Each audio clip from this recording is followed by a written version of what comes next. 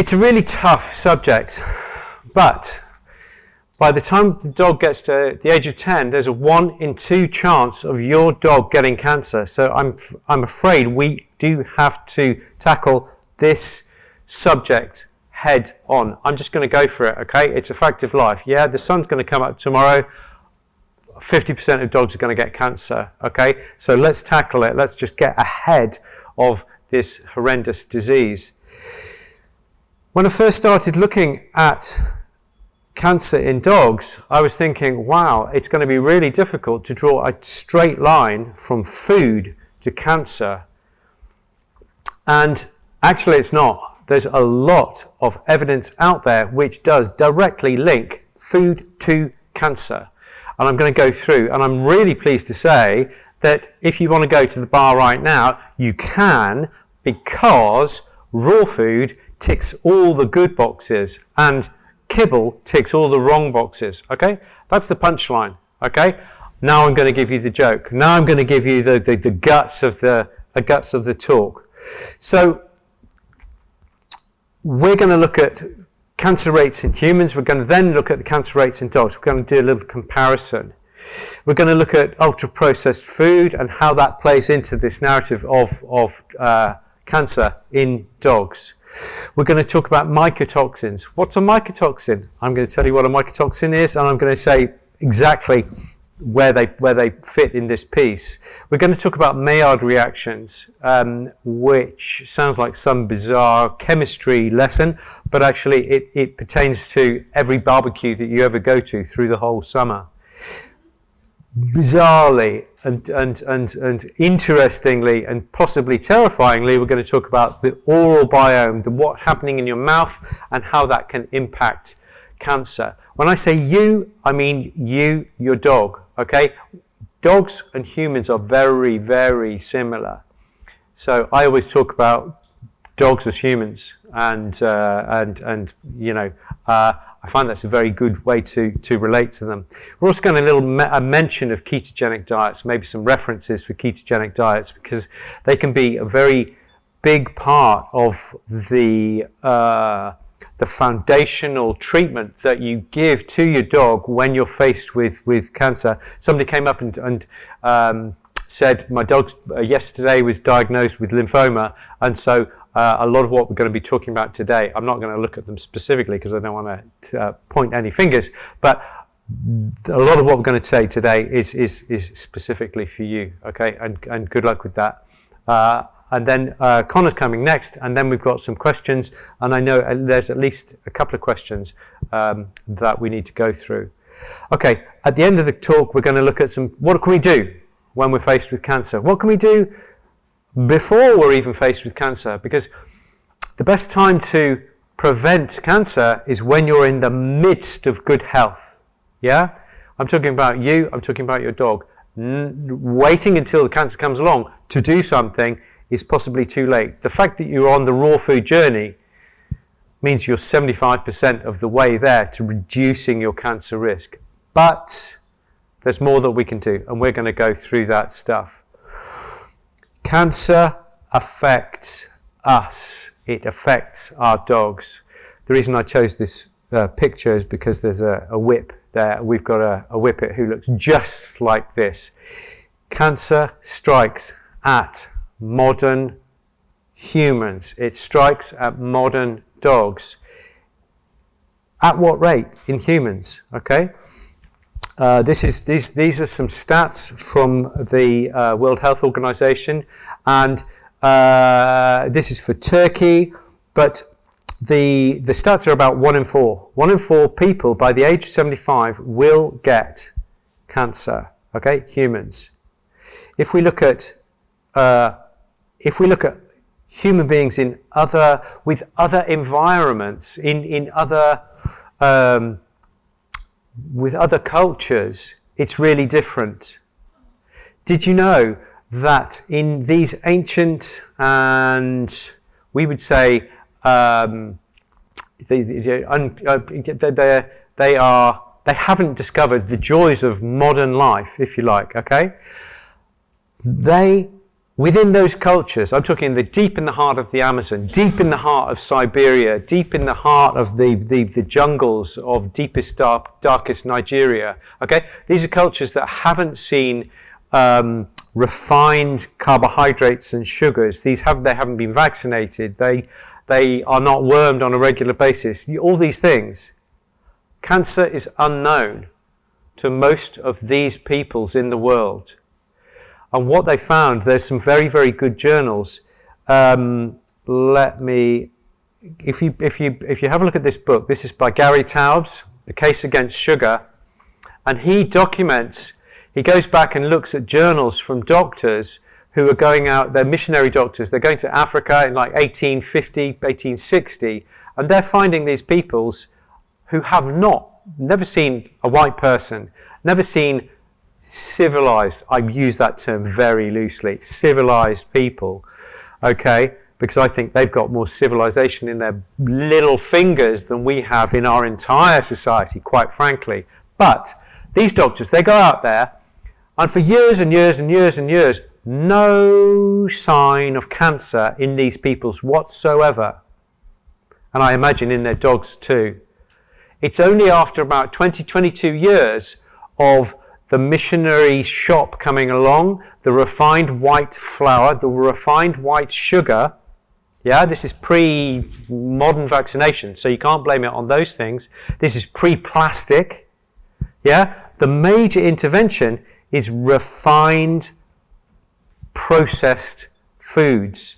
And the corresponding increase in cancer is noticeable. They go from 0 when they're not exposed to these refined foods to being present.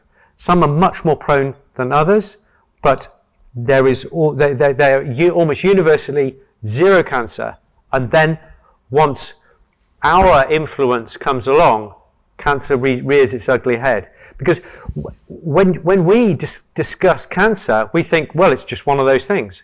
It's not one of those things. It's one of those things when you live in our modern world. And guess what? We're feeding our dogs with exactly the kind of rubbish that makes us ill. How stupid are we? I'm not saying people in this room, because we're beyond such things. We're feeding raw, we're feeding species appropriate. Yeah? We're not feeding refined foods per se, but the majority of people are. The majority of vets are advocating this, and then they're wondering why we see so much cancer.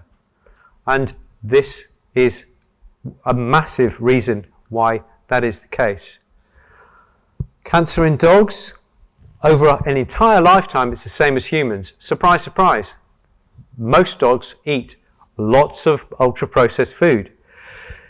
In children in the West, 60% of their calories come from ultra-processed food. And ultra-processed food means burgers, pizzas, microwave meals, biscuits, all this kind of stuff. It is very dangerous material. And the consequence is we're seeing 25% of people will get cancer before the age of 75. And the same in dogs. There will be a lifetime exposure. However, in dogs, when we get to over the age of 10, the rate of cancer is 1 in 2, and they are the species on the planet, the most cancer-prone species on the planet, even worse than us. With that, it's a 50% cancer rate, which I think, I think it's disgusting, and I think it's because of us. It's because of the world that we have created. In this room, we're a little bit better than the average, but I think we've got a lot of work to do to help our dogs with cancer. There's a great, this guy, Thomas Sandberg, he's doing a 30-year study, and it's definitely worth following up on this reference.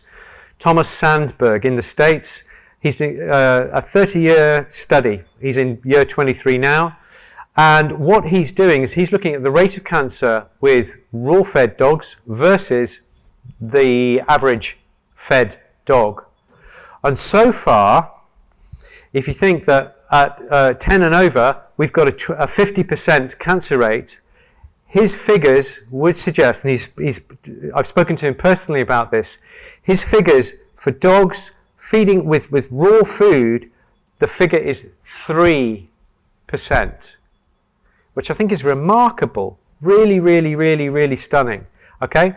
He's almost finished the study, and so I don't think it's going to be much above or below that 3% mark. Really exciting. He's still looking for people to volunteer. So if you've got raw-fed dogs, you can jump on, you can say what you're feeding, you give a yearly update, and you can be part of that journey, which I think is fantastic. Let's have a look at cancer and raw and cancer and kibble. Okay?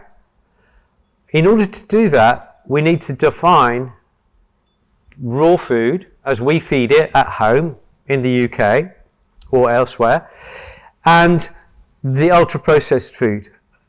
This is the NOVA classification. Okay? It's what they use to define the degree of processing in the human world, but we can use it because it pertains exactly to what we're doing. So we've got 4 groups. Group 1 is food pretty much as it comes from the farm, either as veggies or as meat or whatever it might be. Okay? It might be chopped, it might be frozen, it might be stored, but that's about it. It is basically a minimum of messing about. Number 2, the group 2 is kind of the stuff that you use in the kitchen, but you don't really eat it. So this will be the olive oils, the salts, the vinegars. So they are processed more than just taking them from the farm and somehow storing them, but they are not industrially manipulated in any way. Okay? Group 3 is where you get group 1 and group 2, put them together, and that's where you get group 3. Group 3 is pretty much what you do if you're cooking from fresh every day in your kitchen. You're in group 3 territory. Okay? So we're still really pretty safe, pretty healthy, pretty nourishing, and it's really only when you get into group 4 where you get into really quite dubious. These are the ultra processed. These are products derived from food. They're not even defined as food anymore. Products derived from food. Literally, I'm taking that from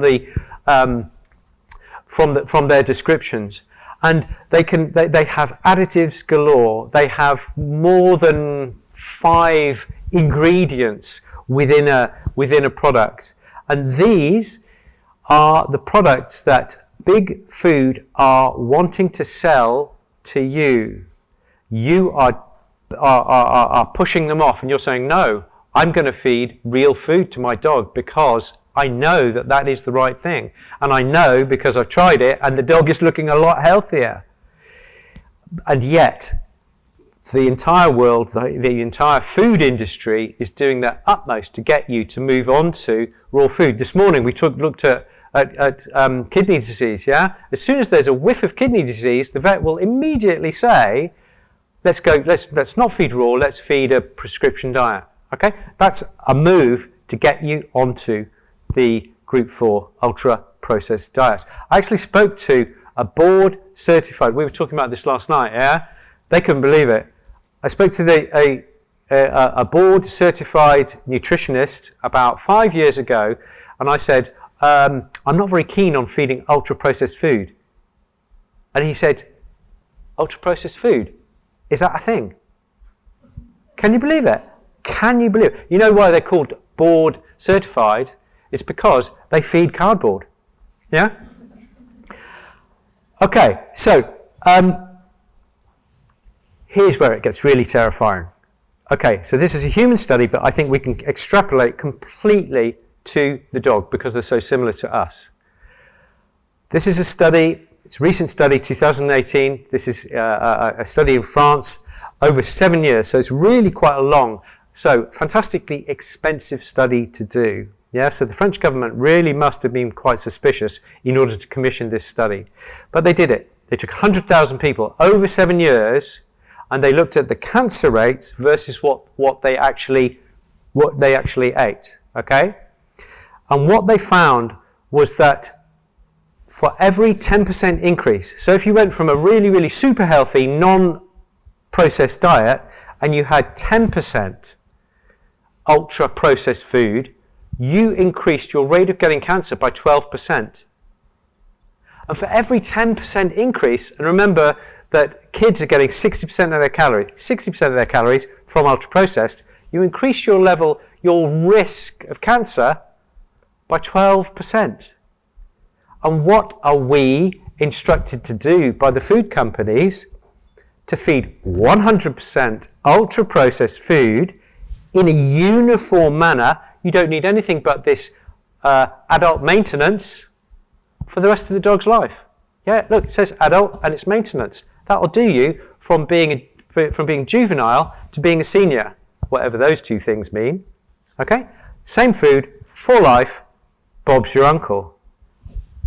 Even in the face, because they've read this. I promise you, every nutritionist at Hills, Purina, and Royal Canin, they've read this study, and they're cacking themselves, thinking, oh my God, we're selling a carcinogenic product, a little bit like British American tobacco back in the day, and so they're thinking, what can we possibly do to just keep the money train running and keep us out of court for as long as possible? Because, by definition, they're selling carcinogenic material. Terrifying. Here's another study from Brazil, and it suggests that available evidence suggests that ultra-processed foods may increase cancer risk via their obesogenic properties, as well as through exposure to potentially carcinogenic compounds such as certain food additives and I can hardly read that without my glasses on. Neoformed processing contaminants. That is to say, the manufacturers of these foods can honestly say, we've analysed the food before we make our diet, and there are no carcinogens in it. Okay, but because it goes through this high heat, high pressure process, just that process alone can produce carcinogens. Okay, we're going to talk about that shortly. So, another paper here from the American Journal of Preventive Medicine, premature deaths attributable to the consumption of ultra-processed foods in Brazil. Ultra-processed foods have been associated with an increased risk of non-communicable diseases, i.e. cancer and such as diabetes, cardiovascular disease and cancer, as well as all-cause mortality. The study aimed to establish premature deaths attributable to the consumption of ultra-processed food in Brazil. In Brazil, they might be eating 1 or 2% more than other places, but essentially they are a modern, welcome to the modern world. Welcome to a Western diet. They are eating the Western diet and they're getting Western diseases. Whereas if with traditional food practices, they would not even know about many of these Western diseases. So, it raises the question, why does cancer cause kibble? Okay.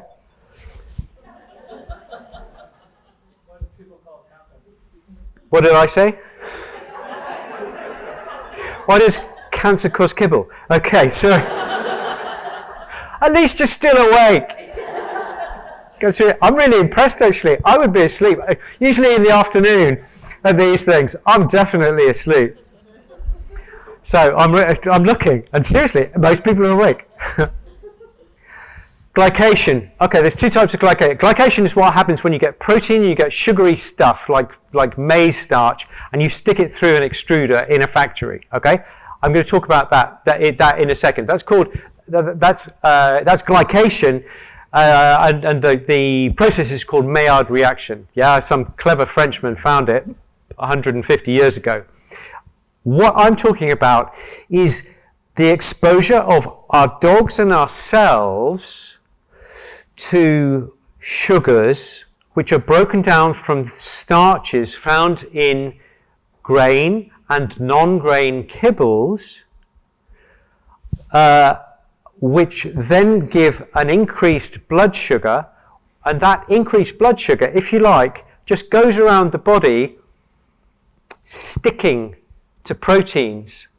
And the resulting complex is called an AGE, an advanced glycation end product. Okay, that's fancy terminology. It's called an age.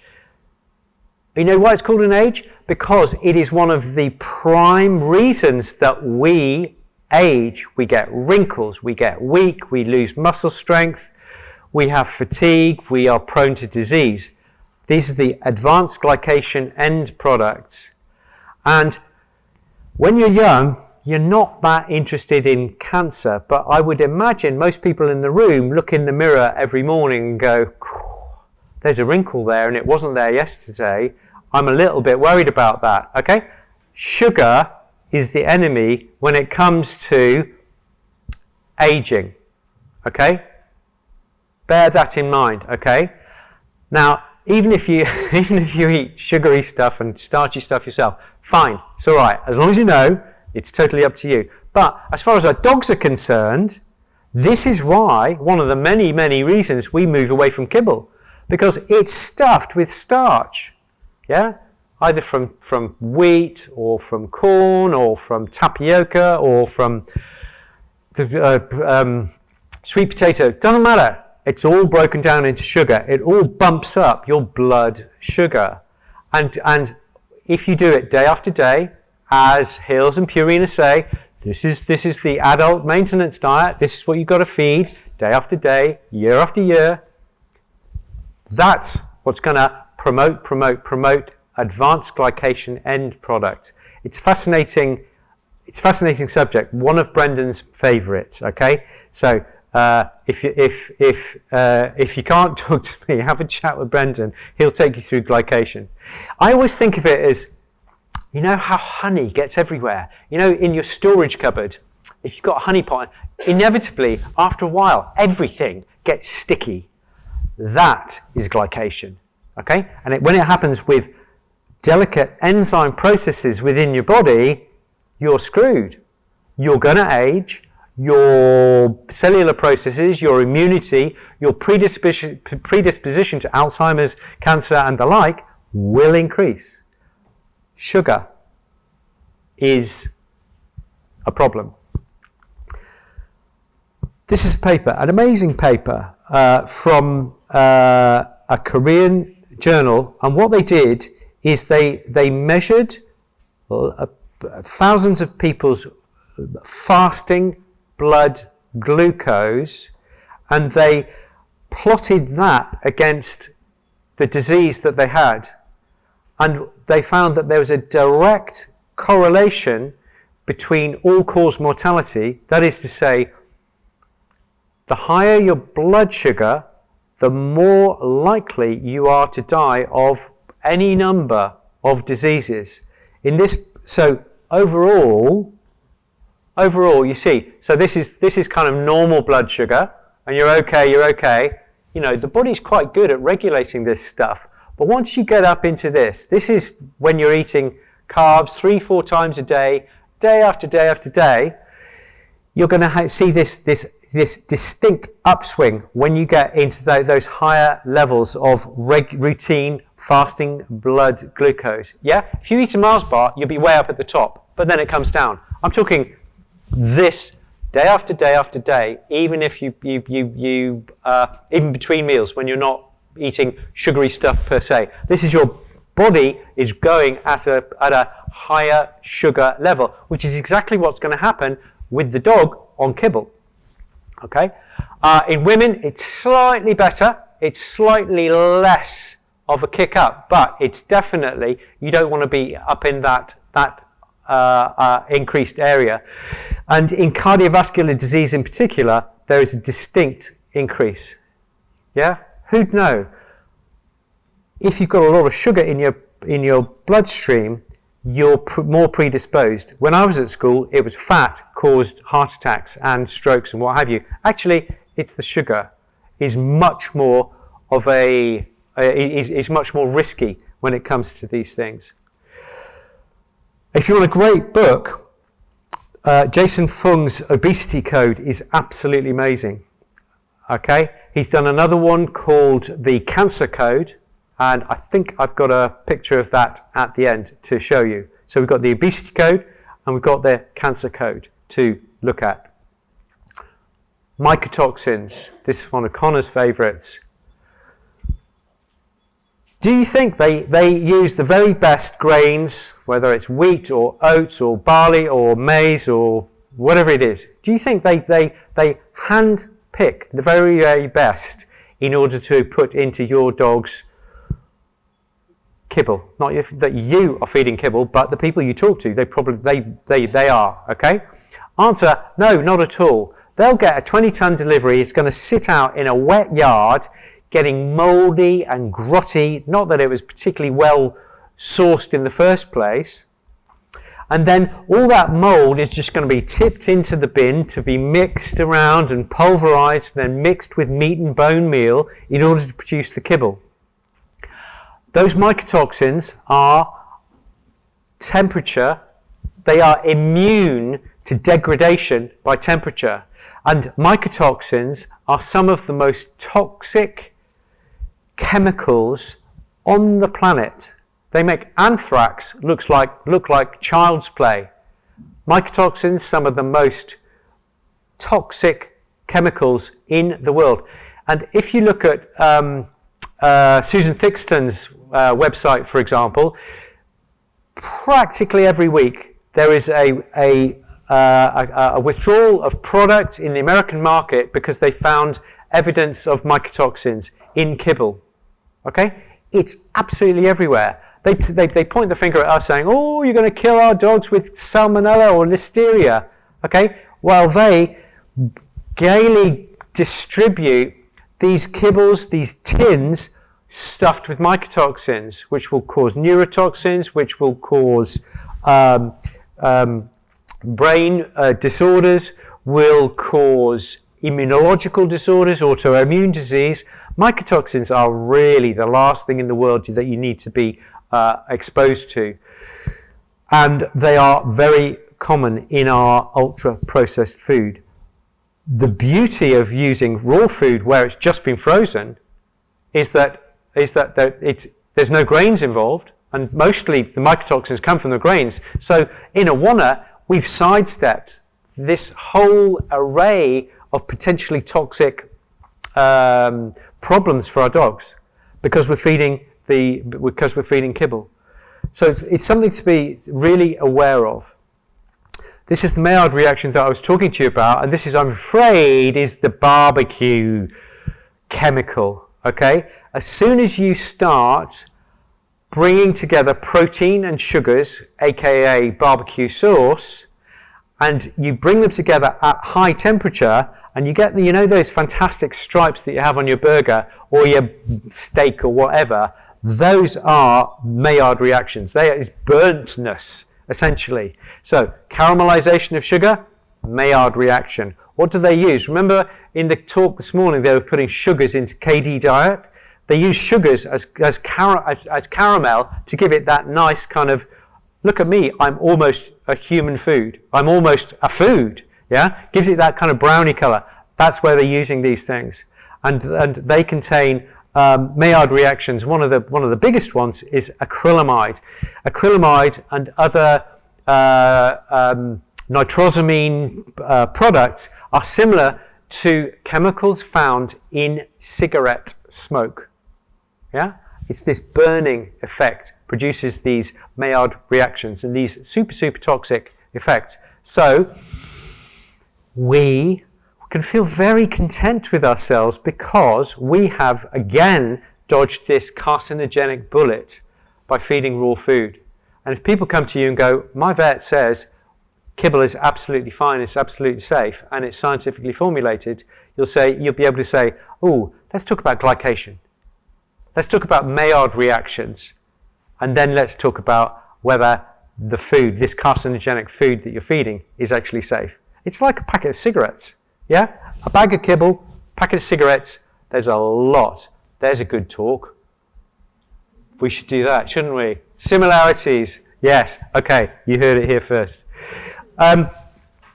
This is what they do to the ingredients. The ingredients. Let's say that you've a really diligent kibble owner, and I do talk to some of these people. I say, listen, we're not like the others. We get some really great ingredients. Even if those kibble people are getting fantastic ingredients, they murder the food. Yeah, this is a tip. This is quite a short transition. There's a great book by Amy Marshall. I haven't got a slide, and it's, what's it called? Can't remember. If you Google Amy Marshall, and it's something like why you need to feed your dog on raw food. She does a fantastic description of the 6 or 7 heat processes that they destroy food. And this is the reason that they have to fortify the nuggety, nutritious biscuits that come out the other side of the machine, because they've killed everything that entered the other side of the factory. Okay? So, not only is it bad for you, it's actually pushing you, for every 10% increase, you're increasing your chance, the dog's chance of getting cancer by 12%. Okay. I just chose that because it's really cute. Somebody's actually got a baby here, okay? Do not be scared, okay? This mainly pertains, the whole bacteria things, mainly pertains to adults and when you're getting on a little bit, okay? Babies are usually immune to this stuff, especially if you're on breast milk, because you'll then be generating some really fantastic bacteria. But what they found is that there are these 2 bugs, Fusobacterium and Granulicatella. I've been practicing saying that all day so that I could say it properly for you. Granulicatella. Okay? Sounds like a character from an Italian Disney movie. Fusobacterium and Granulicatella. These have been associated with pancreatic cancer. Yeah? And for me, that's just like somebody's dropped a bomb. Even the bacteria in your microbiome, and your microbiome starts, Bren was talking about it, your microbiome starts about over here, yeah, and goes absolutely everywhere, and ends at the other end, but then ends over there, okay? Even your microbiome, when it's in the wrong balance, or if you've inadvertently grown the wrong bugs, can predispose to cancer, which I think is A, fascinating, and B, terrifying. Gut microbiome. The gut microbiome and cancer. Here's a 22 paper, and it's saying, is the microbiome friend or foe? And the answer, actually, I'm going to tell you now, it's both. If you don't look after your and your dog's microbiome, you are dancing with the devil. You are possibly predisposing to cancer. Okay? In this study, it says many studies have shown that altered commensal bacteria lead to cancer susceptibility and progression in diverse pathways.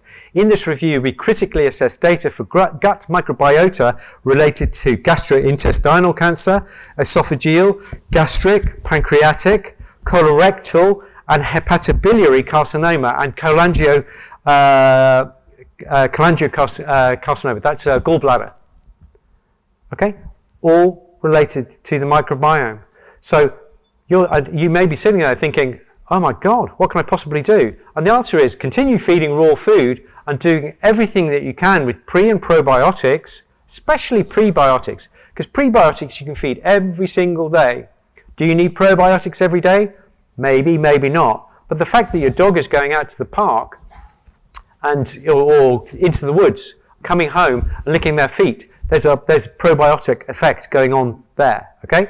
So, but you can, by feeding some vegetable material, green vegetables, I'm a big fan of green vegetables, also NHS, nuts, herbs and seeds, these are prebiotics. These favour the good guys, and they will allow the good guys to be stronger and to be able to overwhelm and keep at bay the bad guys. Okay, that's a little bit simplistic because good guys can be bad guys and bad guys can be good guys. But just simply speaking, that's about the case. So we need to be really conscious that we are not feeding our dog, we're feeding the microbiome, because that is what keeps us all in a really healthy zone. Now, when you talk about food and cancer, the ketogenic diet will raise its head at some point. A really good reference here, if you want to take a shot, then do the ketopetsanctuary.com. Ketopetsanctuary.com is a great resource, and in a nutshell, what they're doing is they're taking dogs with cancer from kill shelters. Yeah, and in the States, they have shelters where if the dog's not picked up in a month, they go to heaven. Okay, so these guys, they're taking these dogs and they're saying, we're going to give you the most amazing diet, we're going to give you the most amazing facilities, we're going to look after you like kings and queens, and all you need to do is give a bit of blood every week so that we can monitor your level of ketosis, and we're going to feed you an intermediate protein, high fat, low carb diet, and we're going to tweak those and we're going to see the results. The results are miraculous. They're having fantastic results with cancer, with epilepsy, with general health, with obesity. They're really doing some amazing work. And a lot of it comes down to the level of sugar in the blood. You know, we talked about glycation, where you have the sugar in the bloodstream and it's too high for too long, and it just kind of honeys up the cupboard. Okay, so if you're feeding ketogenic diet, or really most raw diets, if they're not feeding, if they don't contain too much carbohydrate material, they're going to be moving in the direction of a ketogenic diet. The blood sugar score is 62, compared with the kibble, the average kibble diet, which is in the 90s. So 50% reduction by feeding a raw diet, a fresh food diet, with a low carb element to it. This is the Warburg effect, which is a very posh way of saying that cancer cells love sugar. And so a very clever way to help the dog with cancer is to not feed starchy carbohydrates in any form. You can feed some green veg, but no starchy carbohydrates, and definitely no starchy treats and things, because what this will do is it will starve the cancer cells. Cancer cells love sugar because it helps them to generate energy quickly, which means that they can grow as quickly as they're able. It helps them to discombobulate the tissue that the tumor cells are sitting in so that they can spread out into that tissue. Okay? It helps with biosynthesis, but by using this really old-fashioned sugar metabolism, they can really stimulate pathways to allow them to grow much more quickly than other tissue. You know, the definition of cancer is a tissue whose growth potential doesn't have any control, and that they're growing and growing and growing, for which they need cellular elements. Okay, so the Warburg effect allows them to generate the energy to make these things happen. And finally, there's the cell signaling. By breaking down sugar in this way, it allows them to communicate with each other. You know how you have 1 million starlings at dusk and they're all flying around in some coordinated pattern? That's a tumor. Somehow there is communication, there is some kind of cohesion, and this Warburg effect helps with that effect. Last 5 minutes, what can we do? Okay, you've had the bad news. If you're feeding kibble, you've had the really bad news. If you're feeding raw food, now's the time to feed pretty smug. Okay, there's still stuff we can do. Again, the time to think about cancer is when that puppy is born, or perhaps at conception, or perhaps 3 months before conception. That's when you need to start thinking about it, really. So what can we do? Be very careful with starch. Okay, that's really, for me, is the key thing. And sometimes it's not what you add to the diet, it's what you take away from the diet. So for me, my plea would be, if you're feeding any kibble, really think strongly about that, because these starchy, refined carbohydrates, remember these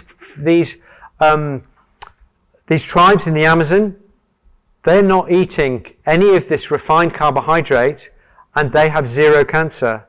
And with the French study, the more refined carbohydrate, the higher your rate of cancer. Okay, so avoid refined carbohydrate. Feeding raw food. Because it's raw, there's been no heat, therefore there's been no Maillard reactions. That's going to put you in a great state. Adding high omega foods like green lip mussel, like things like krill oil, fish oils, these are really important. Okay, we talk about omega-3s and the anti-inflammatory, the antioxidant effects of these things all the time, with good reason, because they are so influential. We love berries. I'm not a big fan of blueberries. You know, you go to Sainsbury's and you can get blueberries, but they're big, watery, pretty tasteless things. The ideal berry is small and not very sweet and tart and flavoursome. It's kind of an old-fashioned berry. That's really where you want to go with these things, because there's 20 times as much nutrition in one of those old, slightly tart berries than there is in something that's just come onto the shelf in Sainsbury's. And green leafy veg. It's really simple. In my ideal diet, I feed bones and meat and organ and green leafy veg, because carnivores eat herbivores. Herbivores eat green leafy veg. Okay, so I think that if we're making up this species appropriate diet, that's where we need to be. Supplement to look at.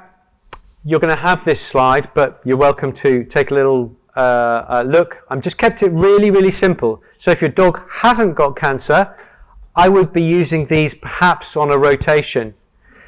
Maybe a week of echinacea, a week of astragalus, a week of CBD, a week of turmeric. Why aren't we feeding it all the time? I think that if you're using herbs and you're using them absolutely all the time, it's like driving a car with your foot to the floor all the time. You're going to burn out the engine. But if you're rotating between these fantastically anti-cancer elements, as well as nuts, herbs and seeds and green leafy veg, then that's going to put you in really great shape. And if your dog has got cancer, you'd be using exactly the same regime, but maybe just a little bit more intensely. You'd be stepping up the dosing. So, echinacea, astragalus, CBD, turmeric. Very simple. You've come across these before, but you may not have realized quite how essential these things are and how they are a green light to your anti-cancer capabilities. Just rounding things up so that you've got something to think about on the way home. Causes of cancer. Think ultra-processed food, because of the mycotoxins, some of the most toxic elements on earth, because of Maillard reactions, creating cigarette smoke in the food that you eat. And the potential fixes. We're looking after oral and gut microbiome. We're looking after the level of ketones in the blood by feeding a low-carb, ketogenic type diet, even to the healthy dog. And we're looking at these simple, healthful supplements to give our dog a a massive boost away from the propensity to cancer. 45 minutes on the dot.